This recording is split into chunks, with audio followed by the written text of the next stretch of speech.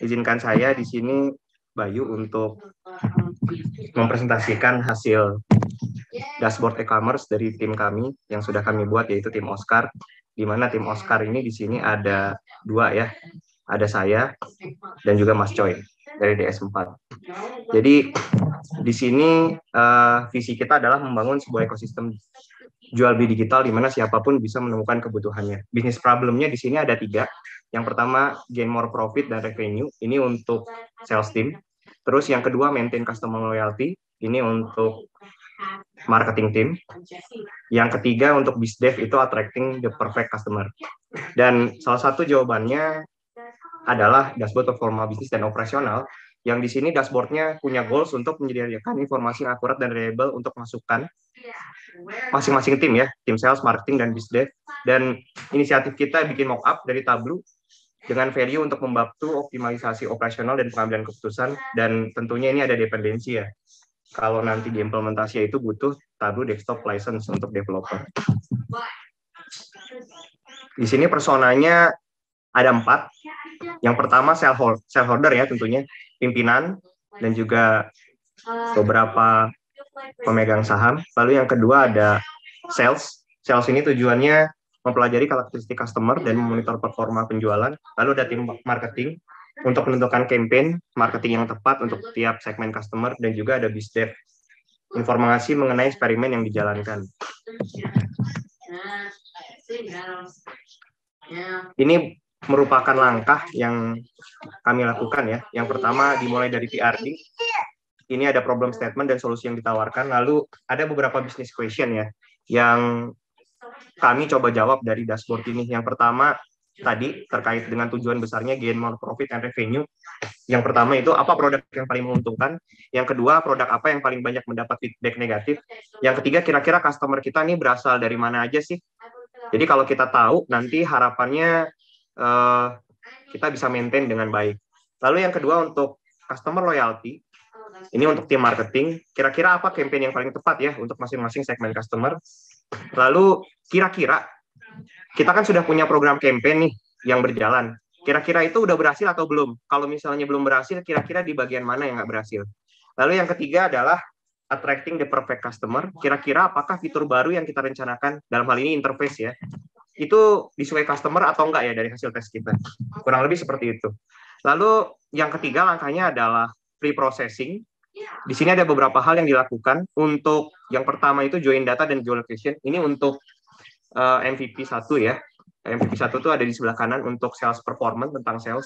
Lalu yang kedua ada klasifikasi segmen customer untuk marketing gitu ya. Yang ketiga kita ada processing beberapa kelas kontrol dan kelas treatment, serta beberapa hal yang kita persiapkan langsung di Tableau-nya. Dan tadi sedari awal memang kita sudah punya 3 sasaran besar ya, 3 MVP. Yang MVP 1 itu untuk sales, isinya tentang sales performance. Lalu yang kedua itu untuk segmentasi customer dan evaluasi campaign yang berjalan. Yang ketiga itu untuk attracting perfect customer, itu untuk interface kita tuh berhasil atau enggak, ini kita gunakan A/B testing. Ini beberapa langkah pre-processing yang kita lakukan. Yang pertama itu ada join ya. Join ini biasa kalau misalnya kita lakukan di SQL, ini coba kita lakukan langsung di Tableau, kurang lebih jadi seperti ini skemanya. Lalu ketika kita coba load datanya, ini datanya ternyata memang spesifik lokasinya, ada di Brazil, kurang lebih seperti itu. Jadi kita perlu set geolocation roles-nya menjadi regionnya di Brazil. Itu kurang lebih yang kita lakukan di MVP 1. Lalu yang MVP 2, ini kita perlu klasifikasikan nih mengenai RFM-nya.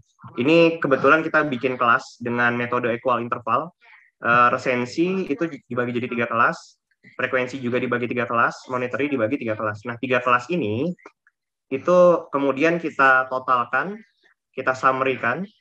Lalu dari summary ini nih ada deskripsi, segmen name-nya, serta actionable-nya. Kurang lebih seperti itu. Lalu dalam data yang diberikan juga kita punya data income. Data income ini saya coba cari di Google, kira-kira apa sih yang disebut low income segmen di Amerika, terus apa yang middle, apa yang upper. Ini kurang lebih seperti ini. Data income-nya kita olah juga. Ini untuk tujuan kita ngelihat nih. Nanti kita hubungkan RFM dengan income. Itu yang kita lakukan di MVP 2. Lalu yang MVP 3 ini A/B testing formula di Tableau, ini juga kita lakukan ya. Beberapa persiapan mengenai kelas kontrol dan kelas treatment. Ini kita buat kelas kontrol contohnya. Lalu dihitung juga di Tableau untuk sample size-nya. Lalu dihitung T-score dan juga p-value-nya. Nanti output-nya adalah A/B testing secara time series. Ini pre-processing-nya. Harapan kita juga simple dashboard-nya tapi useful.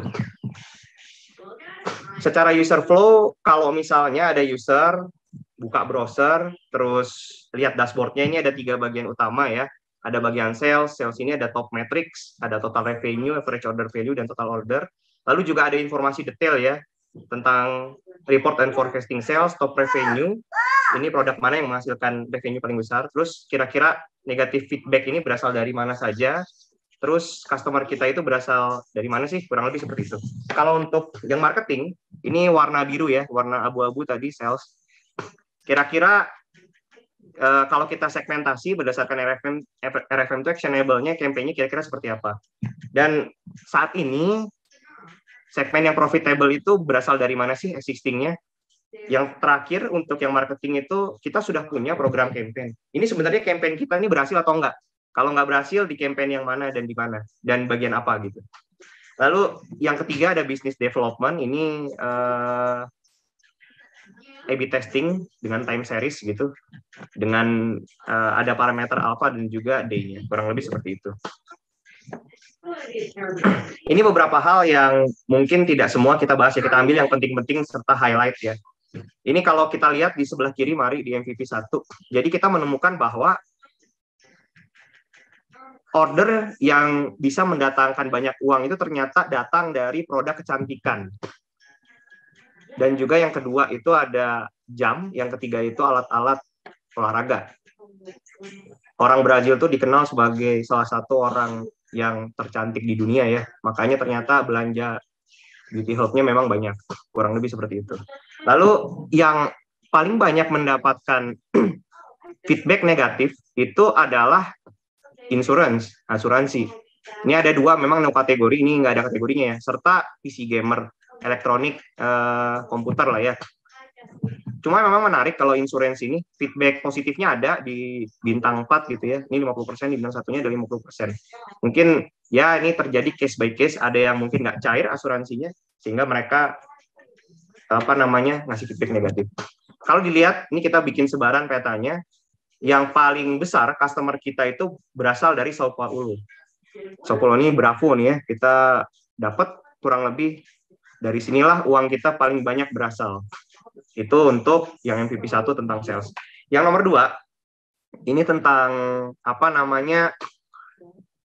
marketing. Ini di sini kita bikin sebuah prioritas campaign berdasarkan MFM.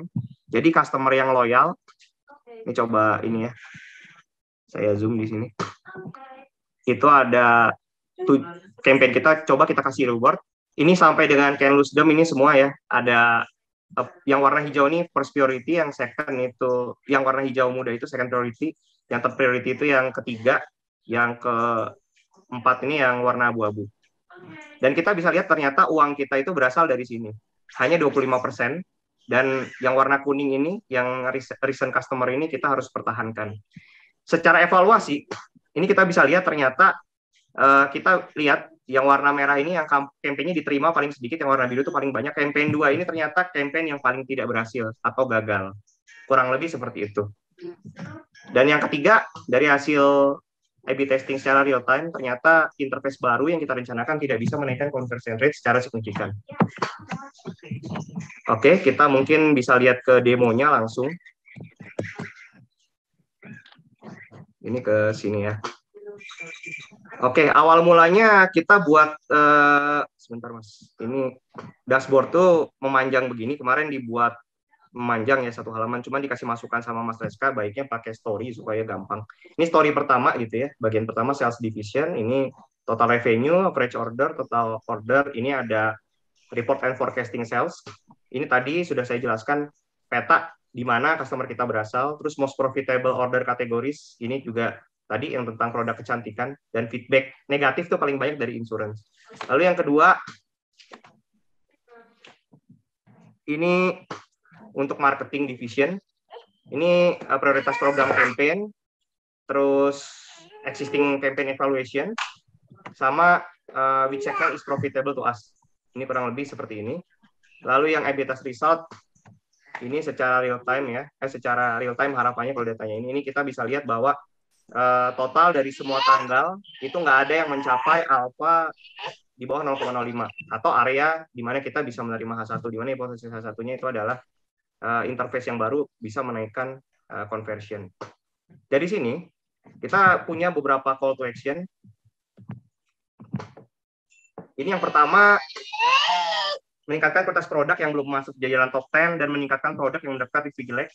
Yang kedua, menambah booster campaign untuk customer yang mulai tidak aktif karena ini 45% lebih segmen kita ada di sini ya.